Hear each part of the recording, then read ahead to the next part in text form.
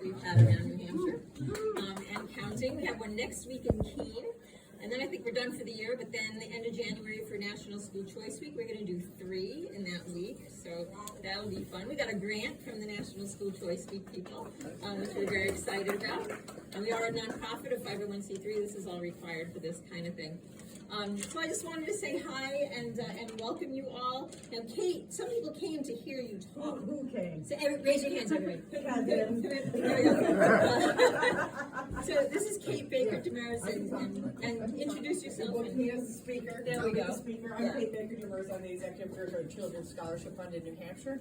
So we run our state's education tax credit program, which is people making donations to Children's Scholarship Fund. The legislature created a tax credit, so somebody can use that money and take a tax credit against it when they make donations to us. We also run our state's education freedom account, which is parents opting to use just the tiny portion of their child's state education funding.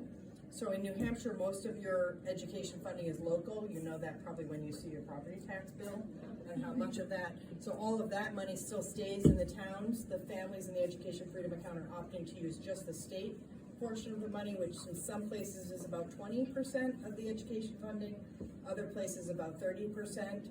And then they can use their education freedom account to choose another district public school, to choose a private school, or to do kind of what looks like homeschooling. What I've noticed over the years is as families enter into the program, they might choose a private school to begin with, and then they'll realize that with their education freedom account, they could get a tutor, they could also buy the technology that they need, say their child has a laptop that's required, or they have some sort of other need, like they give their child a test at the end of the year and notice they're behind in math, and so they want to get their child a math tutor.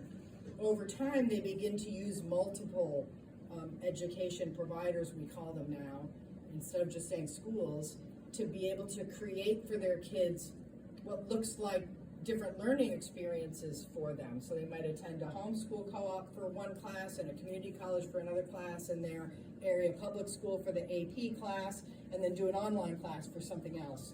And so to me, it really is, 2025 still, we're almost to 2026. It seems like post-pandemic, I'll tell you as a parent, I saw during that time when my kids were doing remote learning, one of them was in a building and one was doing remote learning, like I really learned a lot about their learning styles and what worked for them and what didn't work.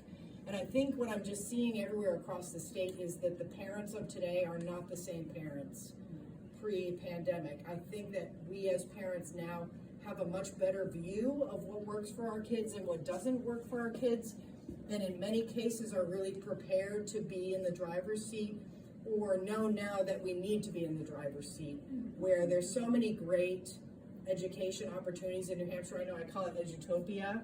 I know that's kind of a funny word, but New Hampshire's kind of like edutopia. There's so many great education opportunities here that you really can pick and choose for your child exactly what they need.